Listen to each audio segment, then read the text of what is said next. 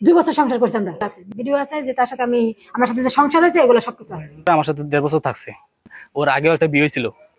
ওই স্বামী সাইরা ওই স্বামী সাইরা এই স্বামীর কাছে আসছে, আবার এখান থেকে সাইডে আমার কাছে আসছে, আমার থেকে সাইডে আবার একজনের কাছে যাবে। আমার তার সাথে টিকটকে পরিচয় হয়েছে 2022 সালে আগস্টের শেষের দিকে। তার সাথে আমার টিকটকে পরিচয় হয়েছে। আর তার সাথে আমার টিকটকে নাম্বার আদান প্রদান হয়।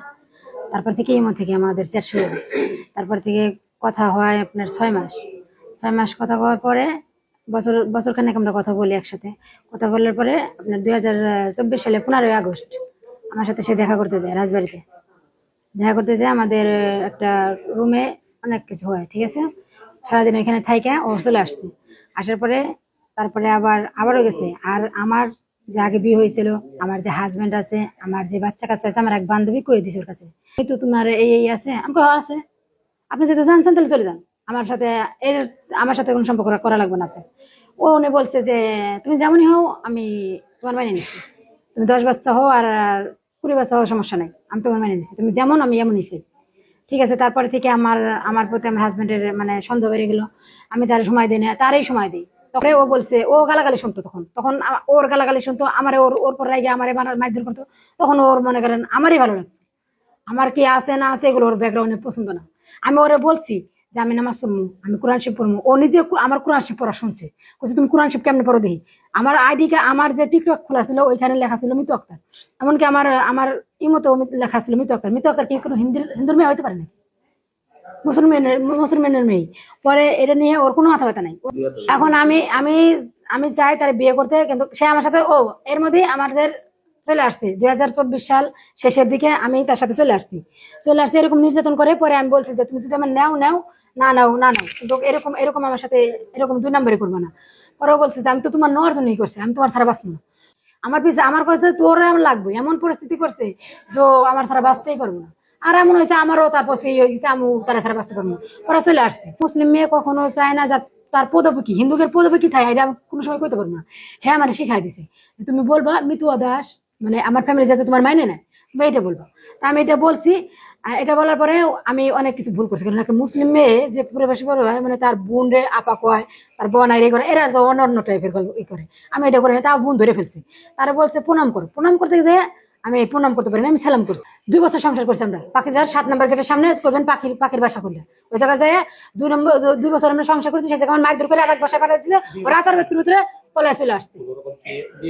বিয়ে তার বন্ধু বান্ধব নিয়ে আসে। আমার কি করছে আমি জানি না, আমি 5 পর্যন্ত করছি, আমি পড়ালেখা জানি না, সেই পড়ছে পারলো না।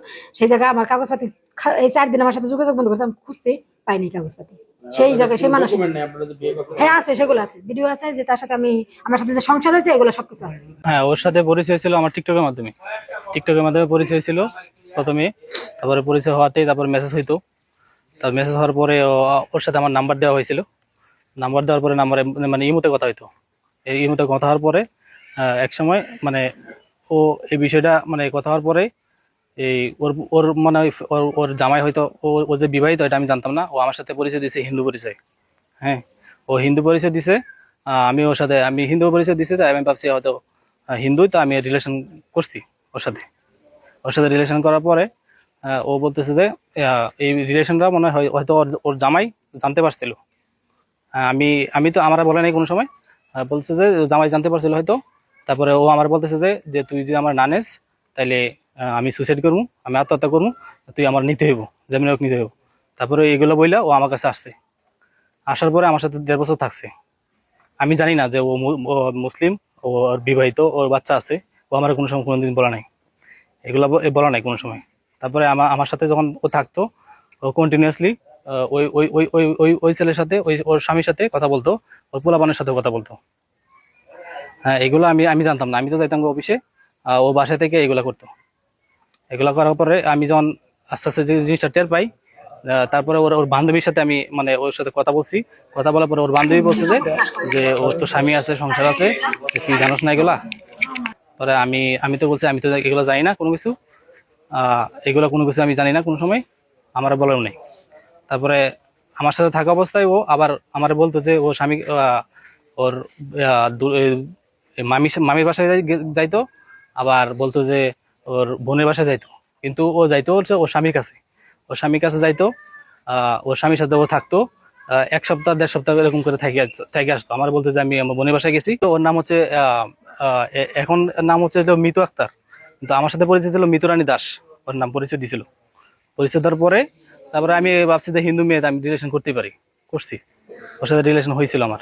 তারপরে আমি যখন এগুলো সবকিছু জানার পরে তখন আমি চলে আসছি বাড়িতে। তারপরে ও আবার আসছে, হ্যাঁ আবার আসছে। আমি বাড়িতে আসছি হলো 8 মাস। 8 মাস 8 মাস হয়েছে বাড়িতে আসছি। ও 8 মাস পরে এতদিন ওর সাথে আমার যখন আমি এগুলো জানার পরে আমি সব জায়গায় ব্লক করে দিছি। ওই এখন যে স্বামী ছিল বর্তমান, ওর আগেও একটা বিয়ে হয়েছিল। ওই স্বামী সাইরা ওই স্বামী সাইরা এই স্বামীর কাছে আসছে। আবার এখান থেকে সাইডে আমার কাছে আসছে, আমার থেকে সাইডে আবার একজনের কাছে যাবে। এটা তো ওর স্বভাব অভ্যাসের মধ্যে পরিণত হয়েছে।